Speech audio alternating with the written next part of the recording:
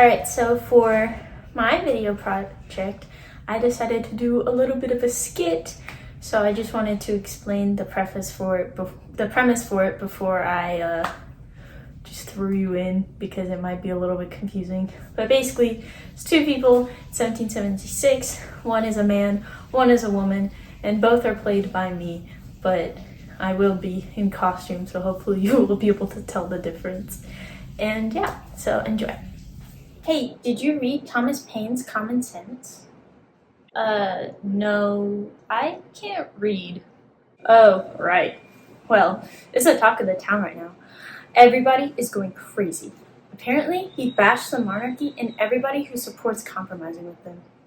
Really? I just don't understand why we can't make peace. I think this war was crazy and it needs to end. You won't think that anymore when I tell you his reasons. Fine, go on ahead. I have a feeling you're going to tell them to me either way. Well, he begins by addressing human nature. As you know, humans are not perfect. They can get along in society for a short time until somebody does something terrible and then everything goes down the toilet. What is a toilet? It's some new invention. Anyway, governments are a necessary evil in order to keep justice and peace in society, as well as to keep people protected. Best case, they are a necessary evil that accomplishes their job. Worst case, they turn into the oppressors they're trying to protect us from.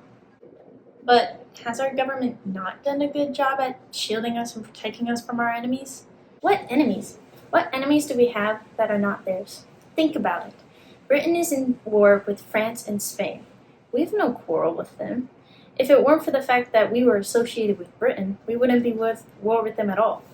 If we establish our independence, we'll be free from these meaningless wars. I suppose you are right, but we are wholly defenseless. We have no fleet, no weapons. I bet on just a random pirate ship could come and take over our country or steal all our belongings. Then we should build a fleet. We have more than enough natural resources to do so. If we were to use our own resources to build our own fleets, we would actually be a wealthy nation if we were able to use our resources for ourselves and not for Britain.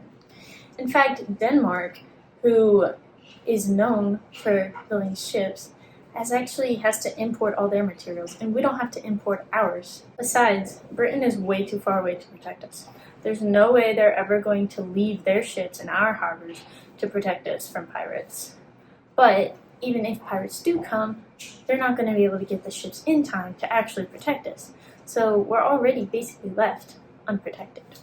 I suppose you're right, but isn't the king ordained by God? Wouldn't not having a monarchy be going against God's will? Actually, Thomas Paine addresses that too.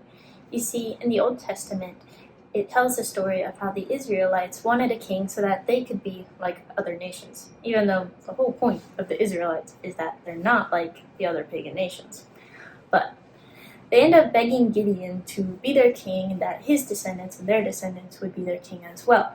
Gideon says, "No way, I'm not going to be your king," because he is a man of God and understands that it's God's will that they would not have a king. After this, years later, they beg Samuel for a king. He says, "No, you do not actually want a king. God does not want you to have a king." And they reply, "We are going to have a king no matter what you say." Samuel says, "Okay, fine." God allows Israel to have a king, and Samuel says, "You're going to regret this decision because the king is going to take 1/10 of everything you own, which, as you know, kings do today when they take our taxes." The Israelites immediately began to fear what had they done, but it was already too late.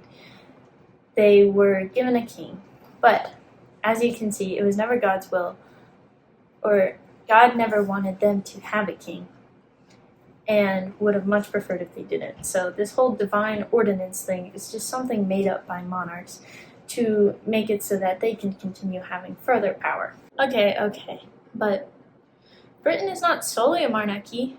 We have a parliament, and the English Constitution establishes us as a republic.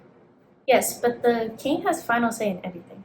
What is the point in having a republic that is meant to regulate the power of the king if the king still has the ultimate power and the ultimate final say. It defeats itself. Not to mention, America is way too far away to have any benefit from this republic. By the time we have a query, we have to send it all the way over to Britain. It takes 2 or 3 months just to reach the mainland. Then it takes however long their process is to go over the query just to answer our question. Then it takes another 3 months just to come back and reach us. And by that time, we still have to answer back. And ultimately, this is a system that is infeasible to maintain as our country grows in size. But should the king not have final say? Isn't he the most knowledgeable?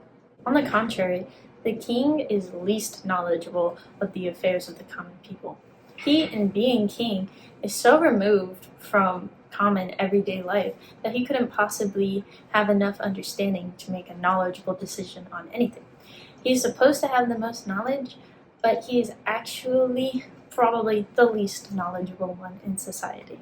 Not to mention his pride can be easily hurt, causing him to begin meaningless wars just for the sake of his pride. I see. But is there not some other way of making peace without going to war with England? There is not. The tensions have risen too high, and the problem will only get worse over time. The time to act is now. Our men are currently trained to fight as soldiers, and we cannot guarantee that they will be trained to fight in 50 years. We need to start now. Revolution is the only way to peace. It is our duty to stand up for what is right. Okay, well, then what are we to do? What is our government going to look like if not a monarchy? Well, John Locke, in his 2 treatises of government, claims that it is the government's job to protect the innate rights of its citizens. And so we should make that the purpose of our government. Okay, but what are our rights? He believed we had the rights to life, liberty, and property, and that these should be protected by the government. Further, Aristotle spoke of a government that combined aristocracy, monarchy, and democracy to create a system that was well balanced. Perhaps we could build a system that models this. We need one that has checks and balances to keep our government in line. We also need representatives so that the people's voices are heard. Overall, we need a society that enables us to live our best lives. I'm still not sure what that exactly will look like, but I'm hoping we will be able to accomplish that after the revolution. I hope so too.